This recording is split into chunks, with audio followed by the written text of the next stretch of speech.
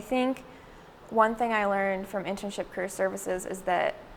when you send the follow-up thank you note, which you should always do after an interview, don't just say thank you, but add a little something in there about why you should get the job. I never thought about that. I just thought, oh, send them an email and say thank you for your time, like look forward to hearing from you, but use that like potential last communication as an opportunity to say like, I hope you saw in the interview that my skill set really aligns with this position, and mention specific things from the interview that you talked about. So I think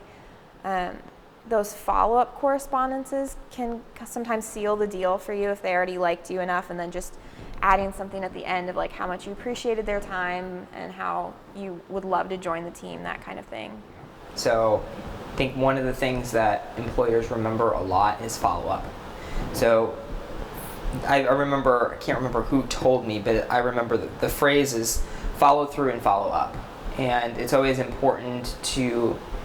not end the interview when you walk out the door, but also to end it with a thank you letter. So after every single interview, whether it was with an HR person or whether it was with a manager, I would always ask for their business card at the very end of the interview, and then ensure that I followed up 24 hours, within 24 hours. Just a little really quick, like, thank you so much for taking the time to interview me today, and I really look forward to hearing from you.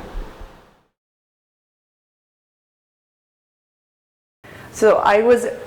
in the process of interviewing in a few places, but this offer would have expired before I went further in the other processes, so I just stopped those other processes. Okay. Yes, because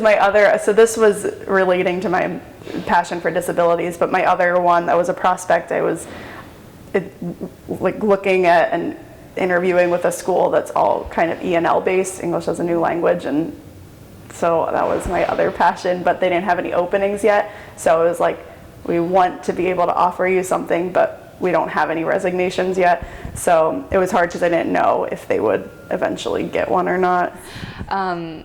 So yeah, it's really hard because I was not only applying to internships but also full-time positions, and just going to treat the first 8 weeks as my internship course, dedicated my internship course. And when I got the acceptance from the BBCG, I was still interviewing and waiting to hear back from a full-time position. And it was really difficult just because the BBCG wanted a deadline to hear back from me. And luckily this full-time position I was applying for, one of the guys on the team actually is on the advisory board at with the Lacey School of Business. So he was able to help me say, hey BBCG, can I have a little bit more time? We're in the interview process with this other company, which allowed the time to, expand a little bit and give me more time. But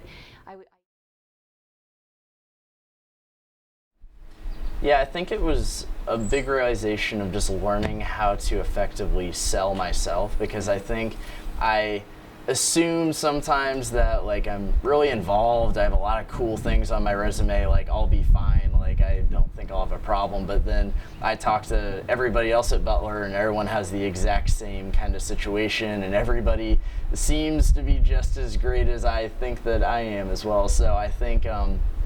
going forward, I need to figure out where I can really sell myself and what the attributes or experiences that I've had can really set me apart from everybody else.